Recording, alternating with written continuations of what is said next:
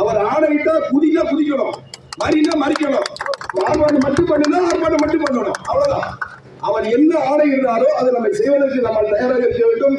இந்த தமிழகத்தில் இருக்கக்கூடிய இந்த ஆட்சி சட்டத்துக்கு விரோதமான ஆட்சி, நம்முடைய உரிமைகளை எல்லாம் பறித்த ஆட்சி விரைவில் வீட்டுக்கு செல்ல வேண்டும்.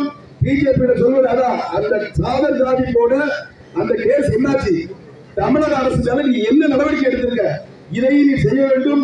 முதலமைச்சர் நீ பதாகையை வச்சுட்டு முன்னாடி எங்களெல்லாம் என்ன பாடுபடுத்தின, நீ அது நல்ல மனிதராக இருந்தால், அது உண்மையிலே எனக்கு உணர்வுபூர்வமாக நின்றிருந்தால், நீ இதை முழுமையாக உன்னுடைய பொறுப்பாக எடுத்துக்கொண்டு உன்னுடைய முதலமைச்சர் பதவியை நீ ராஜினாமா செய்யணும். ராஜினாமா செய்ய நீ மறுபடி நின்று ஜெயிச்சு பார்ப்போம் ஆம்பளை. அதை நம்முடைய மக்கள் அனைவரும் புரிந்து கொண்டு கழக தொண்டர்கள் ஒவ்வொருத்தரும் யாரும் தளராதீங்க. புரட்சி தலைவர் எம்ஜிஆர், புரட்சி தலைவர் அம்மா அவர்கள் நம்ம கடவுளாக உட்கார்ந்து நம்மளை வாழ வைப்பார்கள். கட்டாயம் நமக்கு ஒரு பயங்கரமான ஒரு எதிர்காலம் இருக்கின்றது.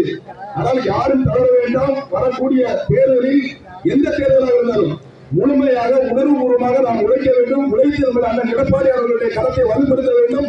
அவர்கள் அரவணையில் உட்கார வைக்க வேண்டும்.